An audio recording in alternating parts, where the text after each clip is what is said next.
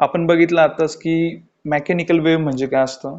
ज्या वेव्हला प्रोपॅगेट करण्यासाठी, ट्रॅव्हल करण्यासाठी कुठल्या तरी मटेरियल मीडियमची गरज असते किंवा एक मटेरियल मीडियम असल्याशिवाय ती वेव्ह एका ठिकाणाहून दुसऱ्या ठिकाणी जाऊ शकत नाही. अशा प्रकारच्या वेव्हला आपण काय म्हणतो? Mechanical wave. मेकॅनिकल वेव्ह मध्ये सेकंड टाइप असतो आपला. मेकॅनिकल वेव्हच्या व्यतिरिक्त दुसरी वेव्ह जी असते तिला म्हटलं जातं इलेक्ट्रोमॅग्नेटिक वेव्ह. काय बोलता? Electromagnetic wave. आता ही जी वेव्ह आहे ही तिच्या शब्दांमधनच भरपूर काही सांगून जाते आपल्याला, नाही का? Electromagnetic wave. आता विचार करा, सूर्य आहे. सूर्यापासून लाईट आपल्यापर्यंत येते. आता सूर्यापासून अर्थ पर्यंत खूप डिस्टन्स आहे, हे आपल्या सगळ्यांना माहिती आहे. ओके. आता एखादं मीडियम आहे का रे स्पेस मध्ये कंटिन्युअस? फॉर एक्झाम्पल मी जर बोललो की मी स्पेस मध्ये गेलो आणि डायरेक्टली बिना स्पेस सूट घालता तिथं जाऊन डायरेक्टली श्वास घ्यायला लागलो, तर असं पॉसिबल आहे का?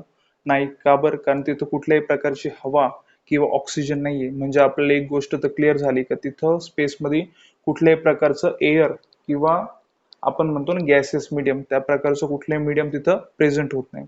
त्याच्यानंतर तिथं लिक्विड आहे का? सॉलिड आहे का? तर लिक्विड सुद्धा स्पेसमध्ये असतं आणि सॉलिड सुद्धा स्पेसमध्ये असतं.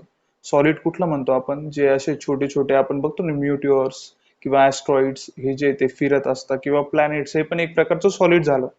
पण इथं आपण बात करतोय कंटिन्युअस मीडियमची. नुसतं मीडियम असणं आणि कंटिन्युअस मीडियम असणं याच्यामध्ये खूप मोठा फरक आहे, हा नीट लक्षात घ्या. ओके.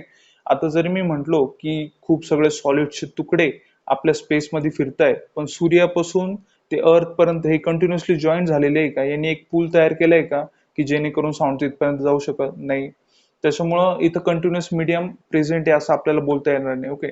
लिक्विड जे असतं ते मोठमोठे कॉमेट्स असतात, धूमकेतू असतं, त्यांच्यामध्ये सुद्धा असतं. पण परत ते कंटिन्युअस फॉर्म मध्ये नसतं किंवा कंटिन्युअसली एका ठिकाणून दुसऱ्या ठिकाणी जॉईन नसतं, नाही का? जेणेकरून एखादं साऊंड किंवा कुठलेही बाकी दुसरे जे व्हायब्रेशन्स असतात ते तिथपर्यंत पोहोचू शकेल. मग इथं स्पेसमध्ये कुठल्याही प्रकारचं मटेरियल मीडियम नाहीये. मग विचार करा, लाईट एवढं लांबून आपल्यापर्यंत कशी काय येते? मग लाईट ही कुठल्या टाईपची वेव्ह असती? तर लाईट ही इलेक्ट्रोमॅग्नेटिक टाईपची वेव्ह असती. लाईट जी असती ती दोन प्रकारे ट्रॅव्हल करते. एक जी असते ती लाईट वेव्ह आणि तिच्यासोबत येते ती रेडिओ वेव्ह. ही जी वेव्ह असते बेसिकली, तर तिला कुठल्याही प्रकारच्या मटेरियल मीडियमची गरज नसती. ती इलेक्ट्रोमॅग्नेटिक असते तिच्या नेचरमध्ये. बिना मीडियमच्या ट्रॅव्हल करण्याचा गुणधर्म किंवा बिना मीडियमच्या ट्रॅव्हल करण्याचं जी काही कॅपॅबिलिटी ती तिच्यामध्ये पहिल्यापासून असते, नाही का? अशा प्रकारच्या वेव्हला काय म्हटलं जातं? Electromagnetic wave. या दोघांमधला फरक नीट लक्षात ठेवा. पहिली आपण जी बघितली ती होती आपली मेकॅनिकल वेव्ह आणि सेकंड जी बघितली ती होती आपली इलेक्ट्रोमॅग्नेटिक वेव्ह. याच्यानंतर आता वेव्स तर आपण खूप सगळ्या बघितल्या. लाईट्स बद्दल आपण बात केली. आता लाईट्स बद्दल आपण डिटेल मध्ये बघायचं. आता लाईट्स आपण मागाशी बघितलं, डिस्कस केलं. लाईट्स हे काय असतं रे नेमकं? Light is a one of the basic form of energy. Light ही एक बेसिक फॉर्म ऑफ एनर्जी, एक प्रकारची एनर्जी. तुम्ही बघितलं असेल जेव्हा लाईट येते तेव्हा तिच्यासोबत हीट सुद्धा येते. ओके. तर मग याच्यामध्ये आपल्याला एनर्जी काही प्रमाणामध्ये जाणवते, नाही का? तेच आता ही लाईट बद्दल आपण बघितलं कोणकोणते फिनोमिनाज असतं लाईटचे. तर त्याच्यामध्ये तुमचं रिफ्लेक्शन आलं, त्याच्यामध्ये तुमचं रिफ्रॅक्शन आलं, असे खूप सगळे फिनोमिना असतात. आता एक एक करून आपण पटापट त्याच्या जेवढ्या पण बेसिक कन्सेप्ट आहे लाईटच्या बद्दल तेवढ्या सगळ्या आपण आता कम्प्लीट करू.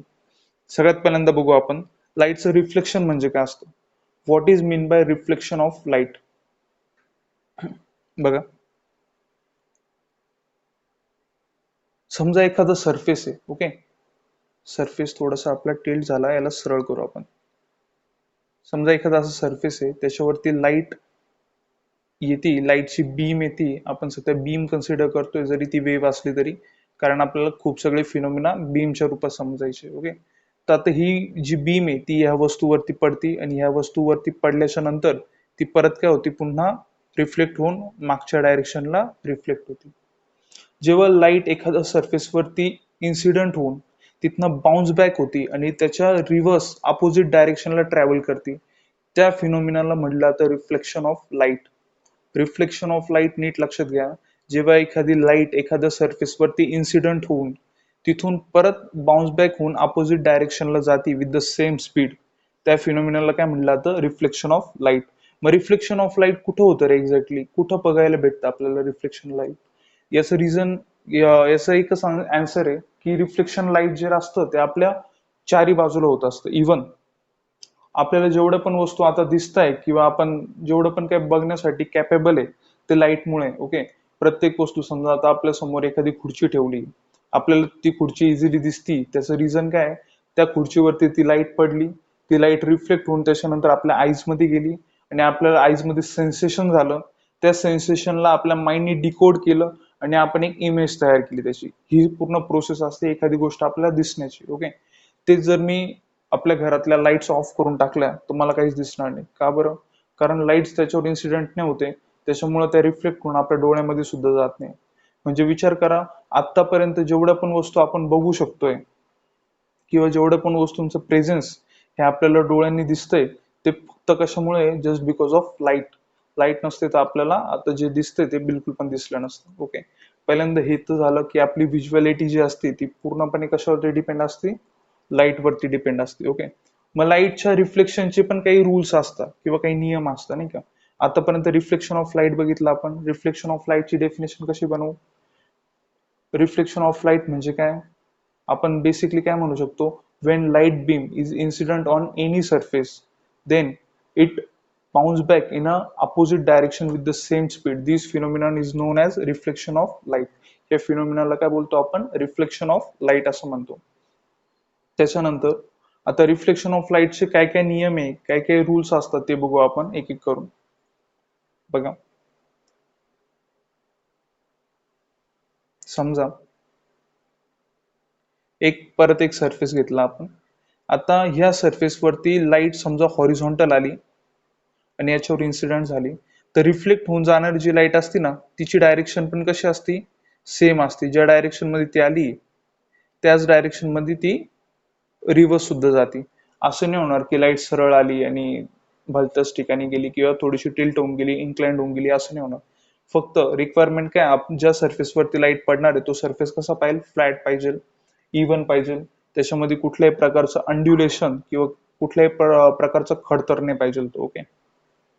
सेकंड नियम आहे, सेकंड लॉ आहे लाईटच्या रिफ्लेक्शनचा. लाईट जेव्हा अँगल मध्ये इन्सिडेंट होती किंवा इन्क्लाइंडली इन्सिडेंट होती, तेव्हा ती जाताना सुद्धा कशी जाते रे? इन्क्लाइंडली जाते. ओके. आता ह्या केसमध्ये बघा, समजा आपण इथे एक नॉर्मल दाखवली, आपण काय केलं इथं एक नॉर्मल काढली, ही आपली नॉर्मल आहे, हा आपला इन्सिडेंट रे, याला बोलू आपण आय, हा आपला रिफ्लेक्टिंग रे, याला बोलू आपण आर, आणि ही आपली नॉर्मल आहे. आता नीट लक्षात घ्या, इन्सिडेंट रेचा नॉर्मल सोबत एक अँगल तयार होतो. तो जो अँगल असतो त्याला म्हटलं जातं अँगल ऑफ इन्सिडन्स. याला काय म्हटलं जातं? अँगल ऑफ इन्सिडन्स, जो कशाने दर्शवता? आयने दर्शवता. ओके. त्याच्यानंतर इन्सिडंट आपला रिफ्लेक्टिंग रेचा जो नॉर्मल सोबत अँगल तयार होतो याला म्हटलं जातं अँगल ऑफ रिफ्लेक्शन. काय म्हणायचं? Angle of reflection. याला कशाने दर्शवता? स्मॉल आर ने दर्शवता. ओके. इथपर्यंत समजलं. आणि हे जे दोन्ही अँगल्स तयार झालेले, ओके, म्हणजे कोणतरी आपला अँगल ऑफ इन्सिडन्स आणि अँगल ऑफ रिफ्लेक्शन, हे दोघं कसे असतात? नेहमी इक्वल असतात. जर अँगल ऑफ इन्सिडंट हा मोठा असेल तर अँगल ऑफ रिफ्लेक्शन पण कसा राहणार आहे? मोठा राहणार आहे. जर अँगल ऑफ इन्सिडंट हा छोटा असेल तर अँगल ऑफ रिफ्लेक्शन पण कसं राहणार आहे? छोटा राहणार आहे. ओके. ह्या नीट लक्षात घ्या. दोन्ही अँगल जे राहतात ते इक्वल राहतात. कधी असं नाही होणार की अँगल ऑफ इन्सिडंट मोठा आहे आणि अँगल ऑफ रिफ्लेक्शन छोटा आहे. ओके. इथपर्यंत आपण हे रिफ्लेक्शनचा सेकंड लॉ बघितला. त्याच्यानंतर नेक्स्ट बघू आता पुढे.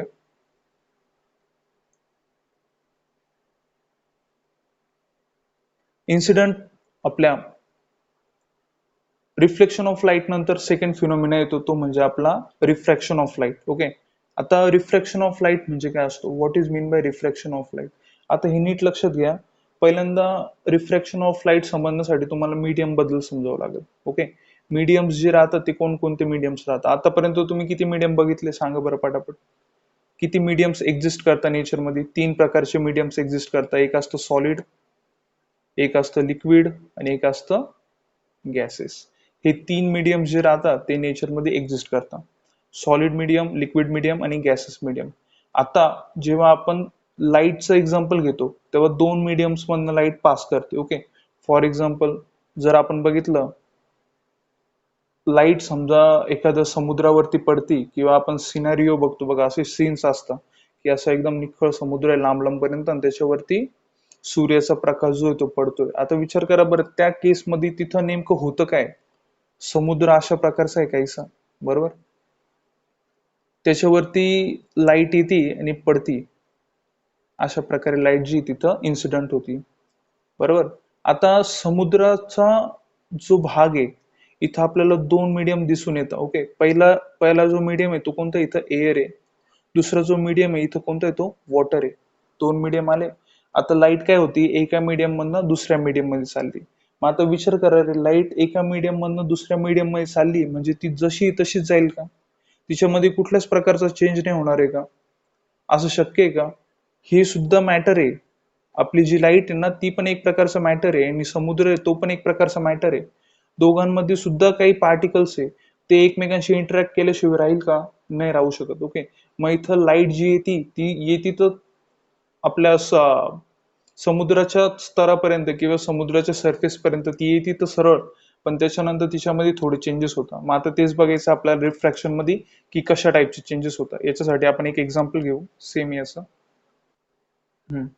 डायग्राम मध्ये बघा, आता आपल्याला इथे दिसतंय की एक बीम जो आहे तो सरफेस पर्यंत येतोय. ओके, आता सरफेस पर्यंत येणारा जो बीम आहे तो कसा येतोय रे, कोणत्या वे मध्ये येतोय? तो इन्क्लाइंड वे मध्ये येतोय. ओके, तर इथं आपल्याला दिसतंय इन्क्लाइंडली येतोय तेव्हा त्याचे दोन पॉइंट्स बनताय. ओके, पहिला एक कॉर्नर जो आहे त्या बीमचा त्याला आपण कशाने डिनोट केलं? ए नी, आणि दुसरा कॉर्नर जो आहे त्याला कशाने डिनोट केलं आपण? बी नी. ओके, जसं तो खाली येतो एकदम समुद्राच्या सरफेसला टच करण्याच्या पोझिशन मध्ये येतो तेव्हा सुद्धा त्याचे दोन पॉइंट्स राहतात, एक असतो ए या साईडचा आणि एक असतो बी.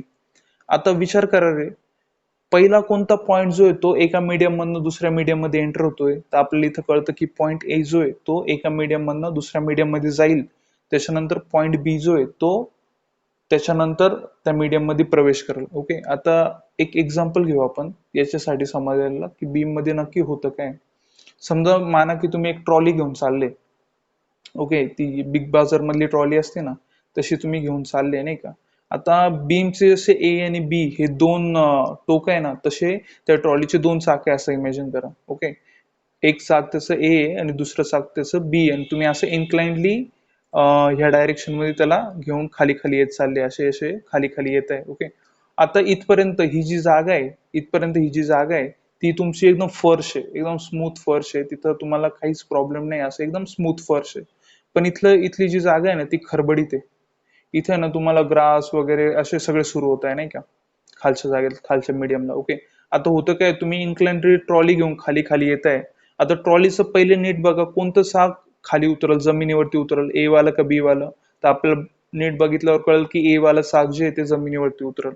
आता जसं ते फर्श वरनं जमिनीवरती जाईल तसं काय होईल, ए वाल्याचा स्पीड थोडासा कमी होऊन जाईल. पण अजून सुद्धा बी वाला जे ते आपल्या पोझिशनवर आहे, बी वाला अजून सुद्धा फर्शवर आहे. जरी ए चा स्पीड कमी झाला तरी बी चा स्पीड कमी होईल का रे? नाही होणार.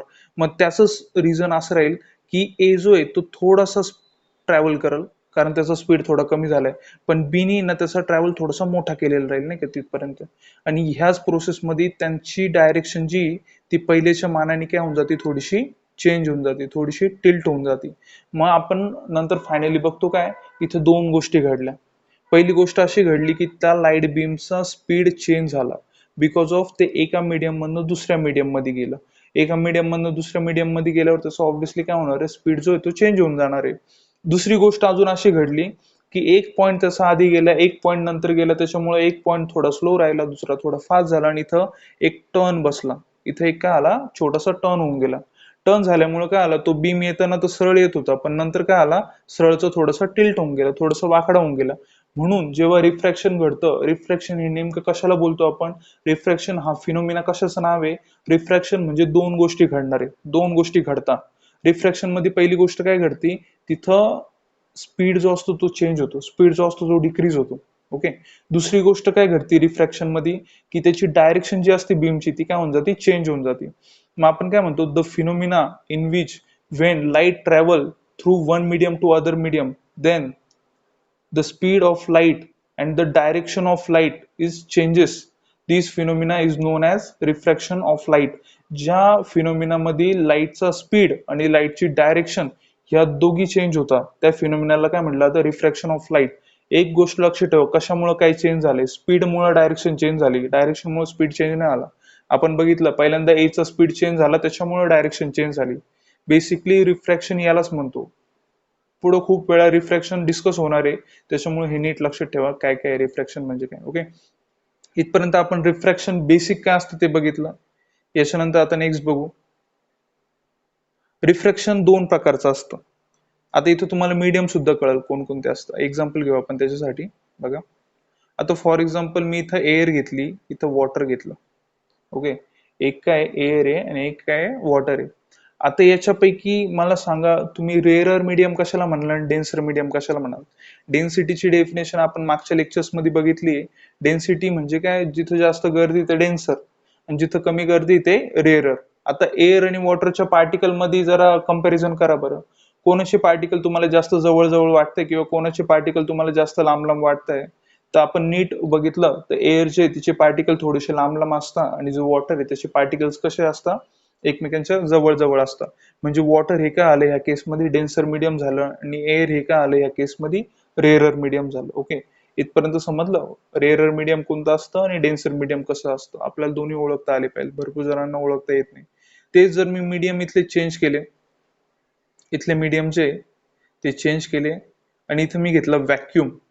पहिलं मीडियम काय घेतलं, व्हॅक्यूम, आणि दुसरं मीडियम घेतलं एअर. व्हॅक्यूम समजतं ना, समजा एखादी लाईट वेव्ह येते स्पेसमधनं येताना ती काय करते, आपल्या ऍटमॉस्फिअर मध्ये दाखल होती. ऍटमॉस्फिअर मध्ये दाखल झालं होती, तिचा संबंध कशाशी आला, एअरशी. ती आली कुठून आहे, व्हॅक्यूम मधनं. मग आता व्हॅक्यूम आणि एअर पैकी कोणतं रेअरर मीडियम आहे कोणतं डेन्सर मीडियम आहे. आता एअरचे पार्टिकल्स हे लांब लांब असतात, पण व्हॅक्यूम मध्ये तर पार्टिकलच नसतात मीडियमचे.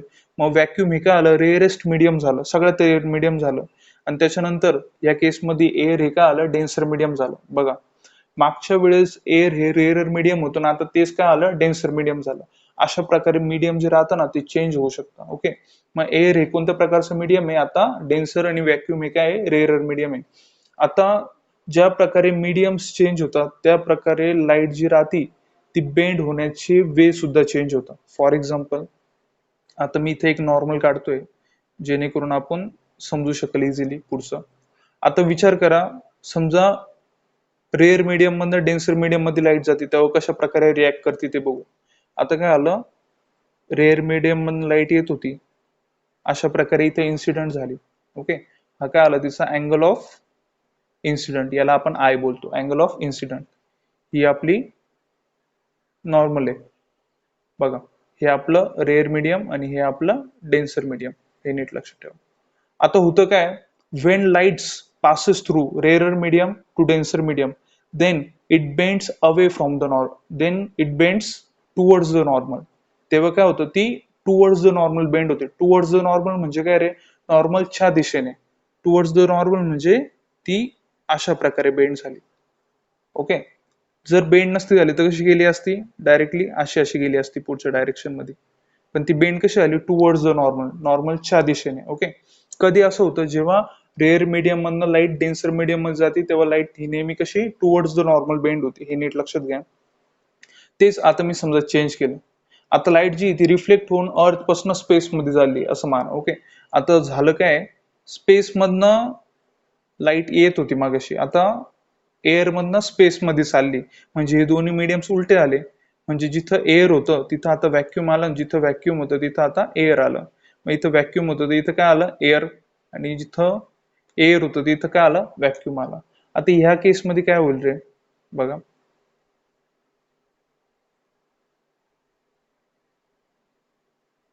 ह्या केसमध्ये काय होतं बघा. आता लाईट रेज जी ती परत आली, मीडियम वरती पडली. मीडियम वरती पडल्याच्या नंतर when light rays passes through denser medium to rarer medium. आता कशी पास होती लाईट, डेन्सर मीडियम मधनं रेअर मीडियम मध्ये. आता ह्या साईडचं जे मीडियम आहे ते काय आलं, डेन्सर मीडियम तुमचं, आणि ह्या साईडचं जे मीडियम आहे ते काय आलं, तुमचं रेअरर मीडियम. जेव्हा लाईट डेन्सर मीडियम मधनं रेअरर मीडियम मध्ये पास होती तेव्हा ती कशी बेंड करते, अवे फ्रॉम द नॉर्मल. कशी बेंड होती, away from the normal. Away from the normal म्हणजे नॉर्मलच्या पलीकडे. म्हणजे ही आपली नॉर्मल आहे, जर बेंड नसती झाली तर कशी गेली असती, अशी सरळ गेली असती, पण ती कशी नॉर्मलच्या दूर फेकली गेली, नॉर्मल पेक्षा अवे बेंड झाली. ओके, हे लक्षात ठेवा. रिफ्रॅक्शन मध्ये लाईट कधी कशी बेंड होती हे खूप महत्वाचं असतं. ओके, इथपर्यंत आपण बघितले त्याचे नियम, की light away from the normal कधी बेंड होती आणि लाईट टुवर्ड्स द नॉर्मल कधी बेंड होती ते. ओके, नेक्स्ट बघू आता. ठीक आहे, आता आपल्याला नेक्स्ट एकदम महत्वाची कॉन्सेप्ट बघायची, ज्याला म्हटलं आता रिफ्रॅक्टिव्ह इंडेक्स. आता रिफ्रॅक्टिव्ह इंडेक्स म्हणजे काय असते, भरपूर वेळेस आपल्याला रिफ्रॅक्टिव्ह इंडेक्सचे क्वेश्चन विचारले जातात, मग ते 11th ला असो किंवा 12th ला असो, दोघांची न्यूमेरिकल्स मध्ये रिफ्रॅक्टिव्ह इंडेक्स बद्दल बऱ्यापैकी विचारले गेले. ओके, तर मग आता रिफ्रॅक्टिव्ह इंडेक्स म्हणजे काय असते रे, नीट लक्षात घेऊ आपण. आता मी समजा म्हणतोय की एखादी लाईट आहे ही रेअर मीडियम मधनं डेन्सर मीडियम मध्ये येते. नीट बघा बरं, आता त्या लाईट कडे काय चाललंय, ती रेड मीडियम मध्ये आली. रेड मीडियम मध्ये जशी आली, तिने नॉर्मल सोबत एक अँगल तयार केला. त्या अँगलला काय बोललो आपण, अँगल ऑफ इन्सिडंट. काय बोललो त्याला, अँगल ऑफ इन्सिडंट. जशी ती पडली आणि रिफ्रॅक्ट झाली, तसं तिने परत नॉर्मल सोबत दुसरा अँगल तयार केला, त्याला काय बोललो आपण, angle of refraction. Angle of incident हा दर्शवला जातो आय नी, अँगल ऑफ रिफ्रॅक्शन हा दर्शवला जातो आर नी. ओके, हे दोन्ही नीट लक्षात राहू द्या. त्याच्यानंतर आता मला कोणत्या मीडियमची रिफ्रॅक्टिव्ह इंडेक्स काढायची ते पहिल्यांदा ठरवावं लागेल. ओके, रिफ्रॅक्टिव्ह इंडेक्स म्हणजे कोणत्या मीडियमने रिफ्रॅक्ट केले त्याला बघा बरं. जर मी नीट बघितलं तर पहिल्या एअर मधनं ती आली. ओके, हे पहिलं मीडियम कोणतं आपलं, एअर, आणि दुसरं कोणतं, वॉटर. पहिले एअर मीडियम मध्ये आली, तर एअर मधनं येताना तर कोणी तिला डिस्टर्ब नाही केलं, कोणी तिला रिफ्रॅक्ट नाही केलं. जशी ती वॉटरच्या सरफेसवर पडली, जशी ती वॉटर मध्ये एंटर झाली, काय आलं, तिच्यामध्ये रिफ्रॅक्शन घडलं, तिची डायरेक्शन चेंज झाली, तिचा स्पीड चेंज झाला, तिच्यामध्ये कम्प्लिटली रिफ्रॅक्शन झालं, नाही का. मग ह्या केसमध्ये जेव्हा एका मीडियम मध्ये दुसऱ्या मीडियम मध्ये जाताना ती रिफ्रॅक्ट करती, तेव्हा रिफ्रॅक्शन करणारं मीडियम कुठलं झालं रे, वॉटर. हे काय आलं, रिफ्रॅक्शन करणारं मीडियम. मग आता आपण जी पण रिफ्रॅक्टिव्ह इंडेक्स फाइंड करणार आहे, ती कोणत्या मीडियमची राहील, वॉटरची राहील. मग आपण वॉटरची रिफ्रॅक्टिव्ह इंडेक्स फाइंड करण्यासाठी याला कशाने दर्शवतो, म्यू. याला काय म्हटलं जातं, MU, म्यू असं म्हटलं जातं. ह्या सायन्सचा नीट मिनिंग लक्षात राहू द्या. यू टाईप असतो आणि त्याला दोन्ही साईडनी दांडे असतात, त्याला काय म्हणतात, म्यू असं म्हणतात. आता म्यूच्या पायाजवळ मी तो मीडियम लिहिल ज्या मीडियमची रिफ्रॅक्टिव्ह इंडेक्स मी काढतोय. कोणी रिफ्रॅक्ट केलं, वॉटरनी, तर मी वॉटरला लिहितो इथं. ओके, त्याच्यानंतर कुठून आले ते, कोणत्या मीडियम मधनं आले, एअर मधनं, तुम्ही एअरला लिहितो याच्या डोक्यावरती. ओके, हे लिहिलं मी एअर. आता बघा, आता मी याची रीडिंग कसं करल, refractive index of water with respect to air. Okay, ज्या मीडियम मधनं येते ते मीडियम कोणतं, एअर आहे, ते कधी पण डोक्यावर लिहायचं असतं, जे डोक्यावर न आलेलं मीडियम आहे. ओके, आता ज्या मीडियम मधनं ते आलंय त्या मीडियमला आपण काय केलं, त्याच्या डोक्यावरती लिहिलं. ज्या मीडियम मध्ये ते रिफ्रॅक्ट झालंय किंवा ज्या मीडियमने त्याची अँगल जो आहे, अँगल ऑफ रिफ्रॅक्शन जो आहे तो ठरवलाय, ज्याने त्याला रिफ्रॅक्ट केलं, ज्याने त्याला बेंड केलं, त्या मीडियमला आपण काय करतो, त्याच्या पायाच्या इथं ठेवतो. आता बेसिकली रिफ्रॅक्टिव्ह इंडेक्स म्हणजे काय असतं ते नीट लक्षात घ्या. ओके, समजा आपण वॉटर ह्या मीडियमचं रिफ्रॅक्टिव्ह इंडेक्स काढतो, याचा मिनिंग काय, याचा मिनिंग आहे त्या मीडियमची कॅपॅसिटी किती आहे त्या लाईट बीमला बेंड करायची. ओके, त्या लाईट बीमला बेंड करायची, त्या लाईट बीमला रिफ्रॅक्ट करण्याची किती कॅपॅसिटी त्या मीडियम मध्ये, त्याला म्हणलं जातं त्याचं refractive index. Okay, refractive index नीट लक्षात ठेवा, refractive index is the capacity of the medium of refraction to refract the light. Okay, light refract करण्याची किती कॅपॅसिटी त्याच्यामध्ये, त्याच्यावरून ठरतं की त्याचं रिफ्रॅक्टिव्ह इंडेक्स किती राहणार आहे. ओके, आता मी तुम्हाला एक्झाम्पल देईल एक, आणि त्याच्यावरून विचारल की रिफ्रॅक्टिव्ह इंडेक्स कोणाची जास्त दिसते. बघा, मी हे क्लिअर करतो आता. बघा, आता आपल्याकडे दोन डायग्राम आहे. पहिली डायग्राम आहे ए, दुसरी डायग्राम आहे बी. ए मध्ये नीट लक्ष घाला. ए मध्ये काय आलं, लाईट इन्सिडेंट झाली एका सरफेसवर, सरफेसवरनं दुसऱ्या मीडियम मध्ये गेली, तिथं काहीतरी रिफ्रॅक्शन झालं, आपल्याला अँगल भेटला, अँगल ऑफ रिफ्रॅक्शन असा छोटावाला. ओके, त्याच्यानंतर परत दुसऱ्या डायग्राम मध्ये जर नीट बघितलं, सेम तशीच लाईट आली. त्याच्यानंतर काय झालं, तिचं पण रिफ्रॅक्शन झालं, इथं आपल्याला अँगल आर भेटला, थोडा मोठावाला भेटला. ओके, याला ज्याला आपण अँगल ऑफ रिफ्रॅक्शन भेटतो, ज्याला आपण अँगल ऑफ रिफ्रॅक्शन असं म्हणतो. आता एकामध्ये अँगल ऑफ रिफ्रॅक्शन छोटा आहे आणि एकामध्ये अँगल ऑफ रिफ्रॅक्शन मोठा आहे. तर ह्या दोघांपैकी जर मी विचारलं रिफ्रॅक्टिव्ह इंडेक्स कोणाची जास्त आहे आणि कोणाची कमी आहे, तर ह्या केसमध्ये बऱ्यापैकी मुलं म्हणतात की रिफ्रॅक्टिव्ह इंडेक्स जी ती याची जास्त आहे. का बरं, कारण इथं अँगल ऑफ रिफ्रॅक्शन मोठा आहे. पण मग ते विसरून जातं का अँगल ऑफ रिफ्रॅक्शन मोठा जरी असला तरी बेसिकली रिफ्रॅक्टिव्ह इंडेक्सची डेफिनेशन काय सांगते आपल्याला, रिफ्रॅक्टिव्ह इंडेक्सची डेफिनेशन काय सांगते आपल्याला, की जो जास्त लाईट बेंड करू शकतो, एखादा मीडियम जो जास्त लाईट बेंड करतो त्याची रिफ्रॅक्टिव्ह इंडेक्स जास्त असते, एखादा मीडियम कमी लाईट बेंड करतो त्याची रिफ्रॅक्टिव्ह इंडेक्स पण कशी असते, कमी असते. मग ह्या केसमध्ये बघा, जर ही पहिल्या केसमध्ये जर ही लाईट रिफ्रॅक्ट झाली नसती तर कशी गेली असती रे, एकदम सरळ अशी गेली असती, अशी सरळ गेली असती. ओके, म्हणजे त्यांनी किती लाईट बेंड केली, जवळपास एवढी लाईट बेंड केली. आणि ही लाईट जर सरळ रिफ्रॅक्ट झाली नसती तर कशी गेली असती, अशी गेली असती. म्हणजे त्यांनी फक्त एवढी लाईट बेंड केली. मग आता कोणत्या मीडियमनी जास्त लाईट बेंड केली, तर आपल्याला क्लिअरली दिसतंय की ए ह्या मीडियमनी काय केली, सगळ्यात जास्त लाईट बेंड केली. मग जो सगळ्यात जास्त लाईट बेंड करतो त्याची रिफ्रॅक्टिव्ह इंडेक्स पण कशी राहते, सगळ्यात जास्त असते.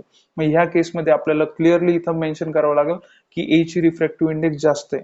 मग कधी पण लक्षात ठेवा, रिफ्रॅक्टिव्ह इंडेक्स म्हणजे काय असते, the capacity to bend the light. कुठला मीडियम लाईट जास्त प्रमाणामध्ये बेंड करतो ते बघायचं, त्याच्यावरून कळतं आपल्याला त्याची रिफ्रॅक्टिव्ह इंडेक्स जास्त आहे का कमी आहे. ओके, इथपर्यंत तुम्हाला रिफ्रॅक्टिव्ह इंडेक्स पूर्ण क्लिअर झालं. आता नेक्स्ट टॉपिक कडे जाऊ आपण. आता ऑप्टिक्स मध्ये शिकण्याच्या आधी आपल्याला लाईटचं रिफ्लेक्शन माहिती झालं, लाईटचं रिफ्रॅक्शन माहिती झालं, जेणेकरून आपल्या एकदम काही छोट्याशा कन्सेप्ट आहे 5-6 त्या पटापट क्लिअर होऊन जातील. ओके, तर मग आता याच्यामध्ये आपल्याला मिरर्स बद्दल माहिती पाहिजे, कोणकोणत्या टाईपचे मिरर असतात जगामध्ये जे आपण ऑप्टिक्स साठी वापरतो स्पेशली. तसे 3 प्रकारचे मिरर असतात. एक असतो प्लेन मिरर. प्लेन मिररची खासियत ही असते का तो प्लेन असतो. ओके, याला म्हणतात प्लेन मिरर. त्याच्यानंतर येतो कॉन्केव्ह मिरर. अशा प्रकारचा जो मिरर असतो त्याला म्हटलं जातं कॉन्केव्ह मिरर. आणि त्याच्यानंतर येतो कॉन्व्हेक्स मिरर. अशा प्रकारचा जो मिरर असतो त्याला म्हटलं जातं कॉन्व्हेक्स मिरर. आता तिघांमध्ये नीट लक्ष देऊन बघा.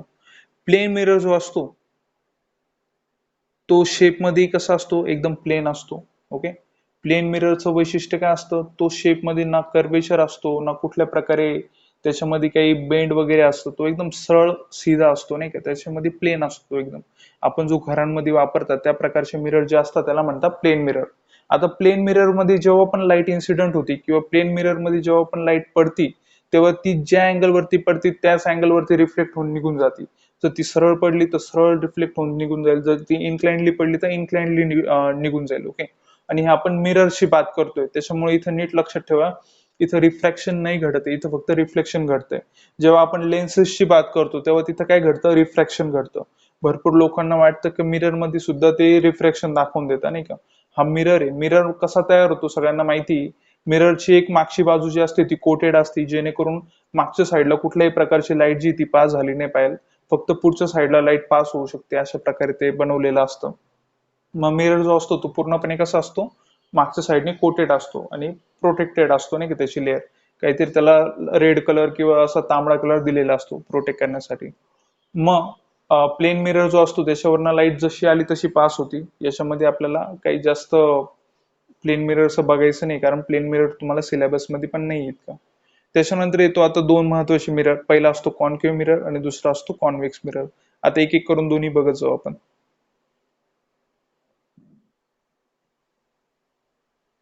त्याच्यातला पहिला मिरर आपण घेऊ. पहिला मिरर म्हणजेच आपला कॉन्केव्ह मिरर. आता कॉन्केव्ह मिरर म्हणजे काय नेमकं, किंवा कॉन्केव्ह मिररची डेफिनेशन आपण काय बनवू शकतो, तर आपण त्याची डेफिनेशन अशी बनवतो, असा मिरर का ज्याचा इनर सरफेस हा कसा असतो, शायनी असतो, किंवा त्याचा आउटर सरफेस हा कोटेड असतो आणि जो इनर सरफेस असतो तो रिफ्लेक्टिव्ह असतो. त्या प्रकारच्या मिररला काय म्हटलं जातं, कॉन्केव्ह मिरर असं म्हणतात. The mirror whose inner surface is reflective and outer surface is coated, this type of mirror is known as concave mirror. Okay, आता कॉन्केव्ह मिरर मध्ये आपल्याला काही बेसिक फिनोमिना जे ते पण बघून घ्यायचे इथंच. बघा, आता हा जो मिरर असतो पहिल्यांदा त्याच्या काही अंतरावरती इथं असतो आपला फोकस. याला फोकी सुद्धा म्हणतात. ओके, काय म्हणतात, फोकी किंवा फोकस असं म्हणतात. इथं आपला पोल असतो, त्याला पी ने दर्शवलं जातं.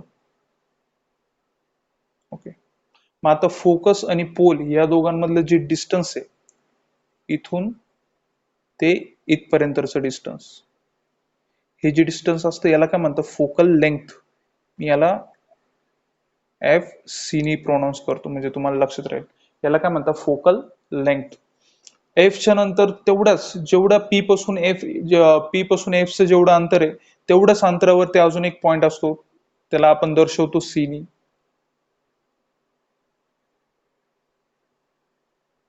या पॉइंटला म्हणलं जातं centre of curvature. Centre of curvature कोणत्या मॅनर मध्ये म्हणता? समजा आपण राऊंडर घेतो बघा, राऊंडरचं टोक ठेवतो आणि त्याच्याने सर्कल काढतो. मग आपण समजा अर्ध सर्कल काढलं आणि राऊंडरचं टोक जे राहील ते काय राहील? सेंटर ऑफ कर्वेचर त्या अर्ध सर्कलचं. का बरं? कारण तिथून आपण ती कर्व जर पूर्ण केली तर सर्कल कसं होतं आपलं? पूर्ण होतं. म्हणजे बरोबर तो सर्कलचा सेंटर असतो. म्हणजे ह्या मिररचा हा जो आहे सी जो आहे तो काय असतो? सेंटर असतो. म्हणून त्याला काय म्हटलं जातं? सेंटर ऑफ कर्वेचर असं म्हणतात. हा आहे आपला सेंटर ऑफ कर्वेचर, हा आहे आपला फोकस, हा आहे आपला पोल, आणि हा एवढी ही जी लेंथ याला म्हणलं जातं आपली फोकल लेंथ. ओके, इथपर्यंत सगळ्या गोष्टी नीट लक्षात ठेवा, कारण याचा खूप यूज होणार आहे आपल्याला पुढे पण. त्याच्यानंतर आता अजून काही फिनोमेना बघू आपण याच्याबद्दलचे.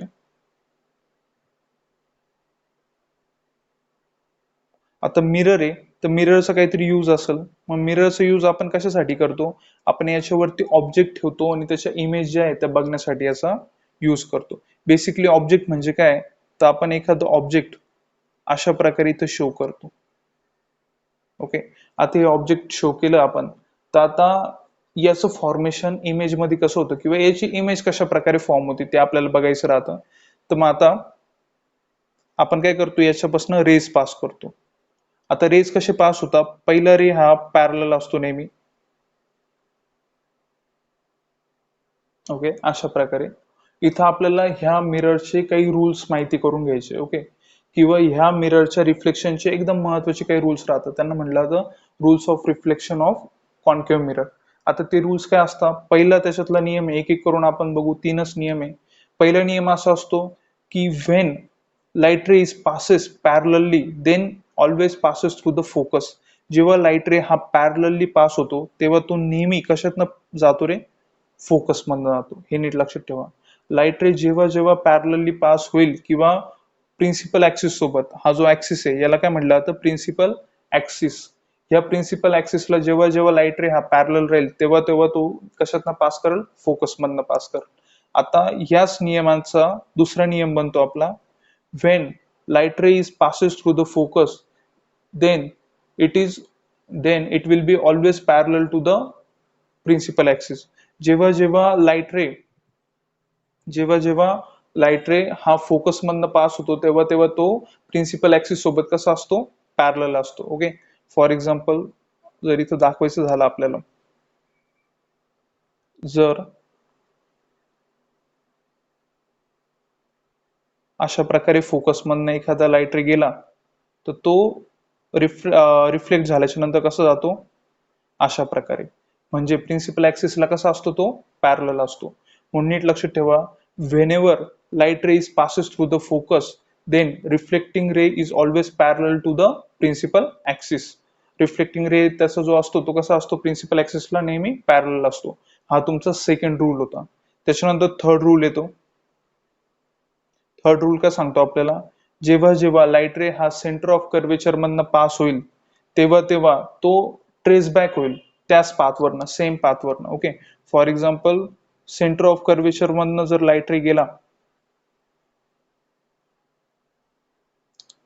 अशा प्रकारे, सेंटर ऑफ कर्वेचर मधनं समजा एखादा लाईट रे तो पास झाला, तर तो ज्या रूटनी गेलाय त्याच रूटनी परत काय होतो? परत येतो. त्याला दुसऱ्या रूटची गरज नाही पडत. ज्या रूट मधनं तो सेंटर ऑफ कर्वेचर मधनं गेलाय, बाउन्स बॅक होऊन परत त्याच सेम पाथला तो ट्रेस बॅक करतो. हा तिसरा नियम होता आपल्याला. ओके, इथपर्यंत तुमचे तिन्ही नियम जे रिफ्लेक्शनचे ते क्लिअर झाले असेल. आता ह्या तिन्ही नियम वरनं आपल्याला जे इमेज फॉर्मिंगची प्रोसेस ती बघायची. इमेज कशा प्रकारे फॉर्म होती ते. ओके, आता नीट बघू एक एक करून आपण ते. बघा, आपण ऑब्जेक्ट इथं ठेवलाय. आता ऑब्जेक्ट आपण कुठं ठेवलाय ते खूप मायने राखतं. ओके, समजा मी ऑब्जेक्ट इथं ठेवला तर मी काय बोलू? Object is between the centre of curvature and focus. समजा मी ऑब्जेक्ट इथं ठेवला तर मी काय म्हणलो? Object is between the focus and pole. जर मी ऑब्जेक्ट दोन्ही पोझिशन सोडून सेंटर ऑफ कर्वेचरच्या पलीकडे ठेवलं तर काय म्हणेल मी? The object is beyond the centre of curvature. Object कसा आहे? Beyond the centre of curvature आहे. आता त्याच पोझिशनवर आहे ऑब्जेक्ट, कसा beyond the centre of curvature. मग आता इमेज कशी फॉर्म होते रे? आता इमेज फॉर्म करताना फक्त आपल्याला 2-3 रूल्सचा लक्षात ठेवायचं आहे. बेसिकली ऑप्टिक्स मध्ये सगळ्यात लोकांना जो पार्ट हार्ड जातो तो हाचा असतो का त्यांना माहित नसतं की इमेज फॉर्म करताना कुठला रे पहिला कसं जाणार आहे किंवा दुसरा रे कसं जाणार आहे. ओके, ते कसं लक्षात ठेवायचं असतं, पहिला रे नेहमी पॅरल जातो. पहिला जो रे निघतो ऑप्टिक्स मधला तो नेहमी कसा जातो, पॅरल जातो. पहिला रे नेहमी पॅरलच जाईल. मग पहिला रे पॅरलल गेल्याच्या नंतर पहिला रूल आपल्याला आठवतो, जर एखादा रे पॅरलल असेल तर तो कशातनं पास करतो, फोकस मधनं. मग हा रे पण कशातनं जाईल, फोकस मधनं गेला. ओके, त्याच्यानंतर दुसरा रे जो असतो तो नेहमी जवळच्या पॉइंट मधनं जातो. आता इथं बघा बरं, ही जी इमेज आहे किंवा सॉरी हा जो ऑब्जेक्ट आहे त्याच्या जवळचा पॉइंट कुठला आहे, तो कोणता आहे, सेंटर ऑफ कर्वेचर आहे. मग हा त्याच्या जवळच्या पॉइंट मधनं म्हणजे कुठनं येईल, सेंटर ऑफ कर्वेचर मधनं जाईल. ऍक्च्युली आता डायग्राम प्रॉपर नाही आहे, त्याच्यामुळे आपल्याला थोडासा रे टिल्ट करावा लागला तो, पण तो बरोबर सेंटर ऑफ कर्वेचर मधनं जातो आणि परत बाउन्स बॅक होऊन त्याच रूटने मागं जातो. ओके, आता हे दोन्ही रे आहे ना एका पॉइंट वरती मीट करताय. ओके, हा जो पॉइंट आहे ह्या पॉइंट वरती ते काय करताय, मीट करताय. मग ज्या पॉइंट वरती दोन्ही रे मीट करल त्या ठिकाणी आपली इमेज जी असते ती फॉर्म होती. मग मी इथे इमेज दाखवू शकतो.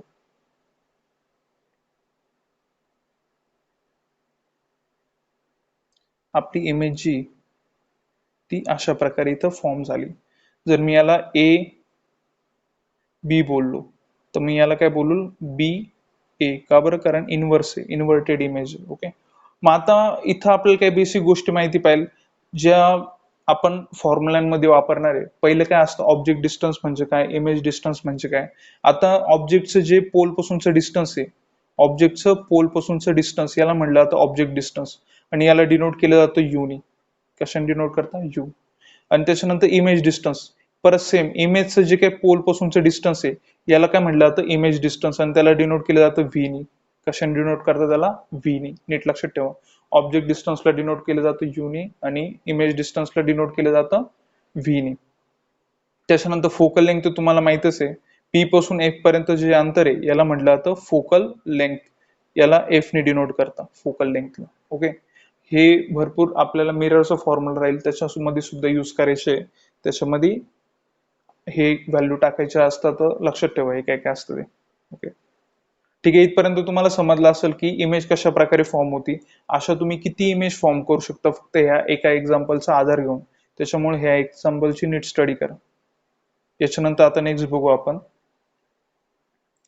याच्यामध्ये आता बघायचं आपल्याला कन्व्हर्जन म्हणजे काय असतं आणि डायव्हर्जन म्हणजे काय असतं. ओके, आता फॉर एक्झाम्पल एक कॉन्केव्ह मिरर आहे. ह्या कॉन्केव्ह मिरर मध्ये पहिल्यांदा मी प्रिन्सिपल ऍक्सिस दाखवतो. इथं असतो तुमचा पी. आता पहिला रे जो आहे तो पॅरल सोडला, पॅरल सोडल्यावर कशातनं जातो रे तो, फोकस मधनं. इथं तुमचा फोकस आहे. दुसरा रे जो होता तो पण कसा होता, पॅरल होता, म्हणजे तो पण कशातनं जाईल, तो पण गेला तुमचा फोकस मधनं. त्याच्यानंतर इकडं तिसरा रे होता तो पण कसा होता, पॅरल होता, तो पण कशातनं जाईल, तो पण गेला फोकस मधनं. चौथा रे जो होता तो पण कसा होता, पॅरल होता, म्हणजे तो पण कशातनं जाईल, तो पण गेला फोकस मधनं. मग आता इथं नीट बघा बरं, रे 1, 2, 3 आणि 4 हे चारीच्या चारी रे पॅरल असल्यामुळं ते एकाच पॉइंट मधनं गेले. ज्या पॉइंटला काय बोलतो आपण, फोकस असं बोलतो. ओके, मग इथं लाईट काय आली, एका पॉइंट वरती कॉन्व्हर्ज झाली, एका पॉइंट वरती लाईट कशी झाली, एकत्रित झाली. मग हा जो फिनोमिना असतो, ज्या फिनोमिनामध्ये लाईट जी ती एका पॉइंट वरती केंद्रित होती, एका पॉइंट वरती कॉन्सन्ट्रेट होती, त्या फिनोमिनाला म्हटलं जातं कॉन्व्हर्जन ऑफ लाईट. काय म्हणायचं त्या फिनोमिनाला, कॉन्व्हर्जन ऑफ लाईट. मग हा जो फिनोमिना आहे किंवा हा जो पॉइंट आहे याला म्हणता, हा जो पॉइंट आहे याला म्हणायचं पॉइंट ऑफ कॉन्व्हर्जन्स. ज्या पॉइंट वरती सगळी लाईट कॉन्व्हर्ज होती त्याला म्हणता पॉइंट ऑफ कॉन्व्हर्जन्स. मग लाईट एकत्रित होण्याच्या फिनोमिनाला काय म्हणायचं, कॉन्व्हर्जन्स ऑफ लाईट. कॉन्व्हर्जन्सच्या नंतर आता नेक्स्ट बघायचं आपल्याला ते म्हणजे डायव्हर्जन ऑफ लाईट म्हणजे काय. तर डायव्हर्जन मध्ये बघू आता. डायव्हर्जन मध्ये इथं आपण कॉन्केव्ह मिरर वापरला, डायव्हर्जन्स मध्ये आपण काय करतो, दुसरा मिरर वापरतो आपला कॉन्व्हेक्स वाला. कॉन्व्हेक्स वाला मिरर असा असतो. परत याला आपण प्रिन्सिपल ऍक्सिस दाखवू. हा झाला आपला प्रिन्सिपल ऍक्सिस. याचा आउटर पोर्शन जो असतो तो कोटेड असतो. ओके. आता याच्यामध्ये महत्वाची गोष्ट अशी की इथं फोकस असतो, तर इथं पण आपण फोकस दाखवतो. इथं सेंटर ऑफ कर्वेचर असतो आणि इथं पण आपण सेम दाखवतो. ओके, ते आता दाखवायची गरज नाही आपल्याला. मग आता विचार करा, पहिला लाईट रे जो आहे तो इथं पॅरलल आला, पण आता हा मिरर कोणता आहे रे? हा आहे आपला कॉन्व्हेक्स मिरर. कॉन्व्हेक्स मिरर असल्यामुळे इथं तो फोकस मधनं डायरेक्टली रिफ्लेक्ट होऊन पुढच्या साईडला नाही जाणार, पण मग तो काय होतो, वेगळ्या डायरेक्शन मध्ये कुठल्या तरी फेकला जातो. पण जर मी याला ट्रेस बॅक, पण मी याला जर पुढे एक्सटेंड केलं किंवा याची बिहाइंड द मिरर इमेज बनवली, तर हा बरोबर इथल्या डायरेक्शननी इथनं फोकस मध्ये गेलेला मला दिसतो. ह्या डायरेक्शनने हा काय करतो, फोकस मधनं जातो. सेम मी परत दुसरा रे पॅरलल पाठवला, दुसरा रे पॅरलल गेल्याच्या नंतर हा पण भलत्याच डायरेक्शनला निघून जातो नाही का.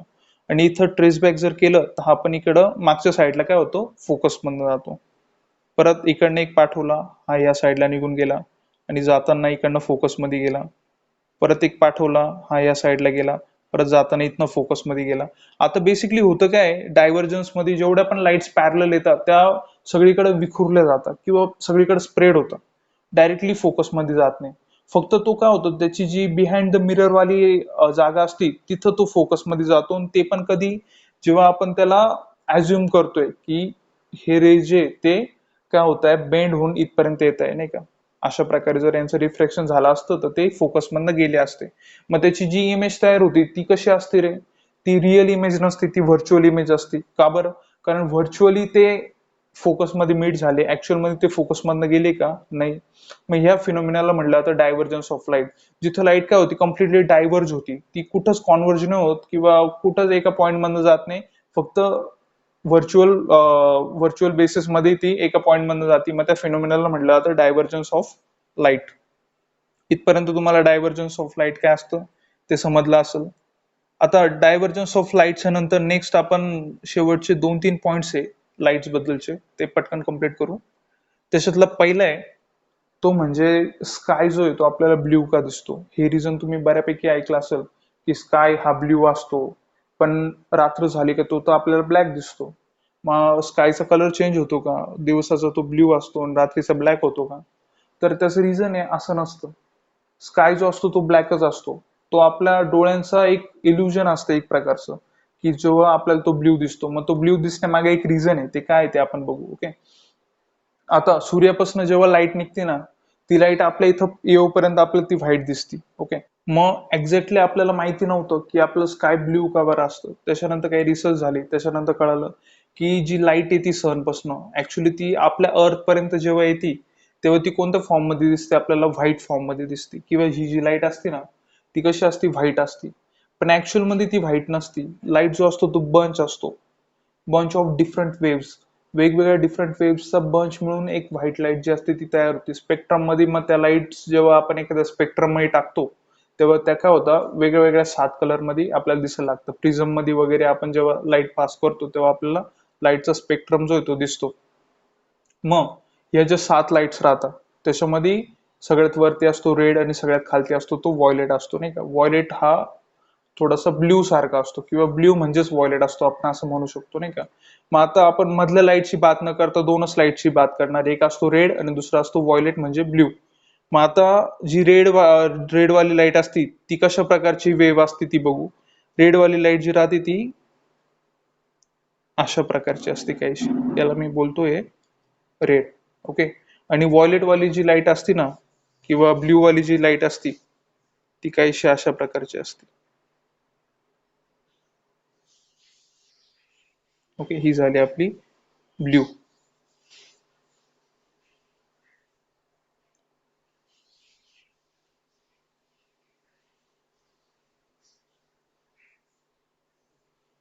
मग आता एक सांगा, याच्यावरून तुम्हाला काय दिसतं रे, आपल्याला इथं क्लिअरली दिसतंय की रेड वाली लाईट जी तिची वेवलेंथ कशी राहते, जास्त राहते आणि फ्रिक्वेन्सी कमी राहते as compare to blue light. Blue लाईटची वेवलेंथ जी ती कशी राहते, कमी राहते, पण फ्रिक्वेन्सी कशी असते, जास्त असते. आता ही गोष्ट नीट लक्षात ठेवा, रेड वाल्याची वेवलेंथ जास्त पण फ्रिक्वेन्सी कमी.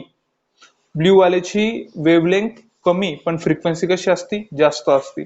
आता ऍक्च्युअल मध्ये दोन्ही लाईट जेव्हा अर्थ वर येतात तेव्हा नेमकं काय होतं ते बघू.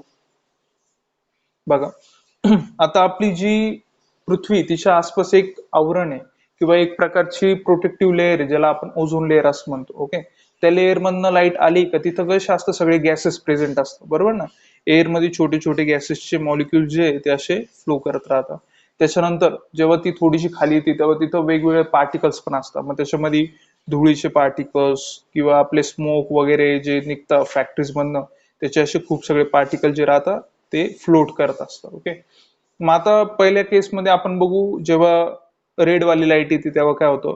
रेड वाली लाईट जेव्हा येते तिची वेव्हलेंथ कशी असते, मोठी असते. ओके, मग ती अशा प्रकारे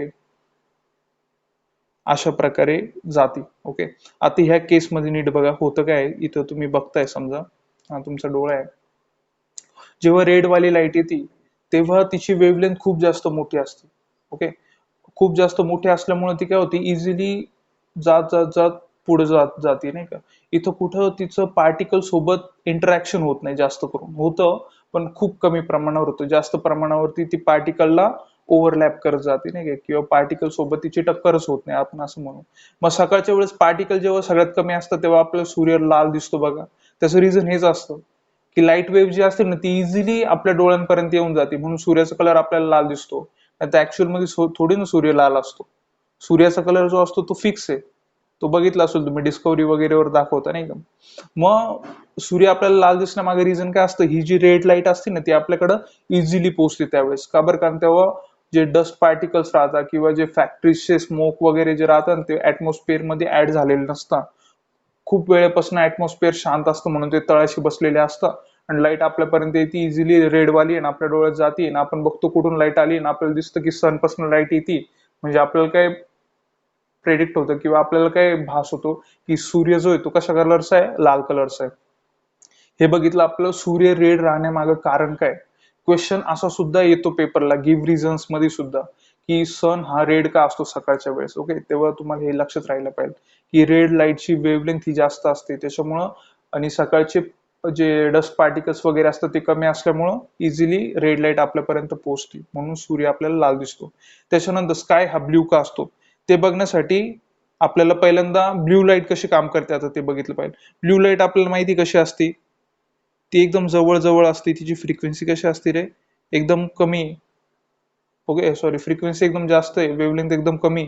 मग ती आली, एवढी कमी फ्रिक्वेन्सी असल्यामुळे ती रेड लाईट सारखी कोणावरनं जम्प नाही करू शकत. मग ती काय होते, एखाद्या पार्टिकलला टक्कर होऊन जाते. टक्कर झाली का मग तिथनं परत ती रिफ्लेक्ट होऊन दुसऱ्या पार्टिकल पर्यंत जाते.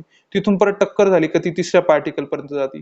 तिथून परत चौथ्या पार्टिकल पर्यंत, आणि त्याच्यानंतर मग परत पाचव्या पार्टिकल पर्यंत. आणि अशी सगळ्यांकडनं रिफ्लेक्ट होत होत होत होत ती फायनली आपल्या डोळ्यापर्यंत पोहोचते. मग आता आपला डोळा काय बघतो रे, आपण जेव्हा वरती बघतो तेव्हा आपल्याला दिसतं की लाईट जी आपल्या डोळ्यामध्ये आलेली ती सगळीकडनं रिफ्लेक्ट होऊन येते, आणि आपल्याला तिचा रूट जिथं दिसतो ना तिथं तो कलर दिसतो. मग आता ती एवढ्या पार्टिकल्स वरती रिफ्लेक्ट झालेली असते, एवढ्या असंख्य छोट्या छोट्या पार्टिकल्स वरती तिचं रिफ्लेक्शन झालेलं असतं की आपल्याला पूर्ण स्काय आहे ना तोच ब्ल्यू दिसायला लागतो नाही का. आणि हेच रिझन असतं की आपल्याला दिवसभर जोपर्यंत आपल्या पूर्ण ऍटमॉस्फिअर मध्ये पार्टिकल्स प्रेझेंट आहे तोपर्यंत स्कायचा कलर कसा दिसतो, ब्ल्यू दिसतो. आणि जेव्हा आपली लाईटच नसती, मग आता विचार करा, जिथं लाईटच नाही, जिथं सनच प्रेझेंट नाही, तिथं लाईटचं रिफ्लेक्शन होईल का, नाही होणार. मग त्यावेळेस आपल्याला जो स्काय असतो तो ब्लॅक दिसायला लागतो. किंवा सकाळच्या वेळेस तुम्ही नीट उठून बघा, जेव्हा एकदम पहाटे पहाटेची वेळ राहील तेव्हा तुम्हाला स्काय जो आहे तो थोडासा रेडिश कलरचा दिसेल. त्याच्यानंतर हळूहळू करून तो ब्ल्यू होत जातो. स्काय कधीच उठल्या उठल्या तुम्हाला ब्ल्यू नाही दिसणार. याला नीट बघा तुम्ही, एकदम पहाटेच्या वेळेस सकाळी सकाळी. मग आता आपण बघितलं की स्काय हा ब्ल्यू कलरचा का असतो, त्याच्यानंतर आपण बघितलं सूर्य हा रेड कलरचा का असतो.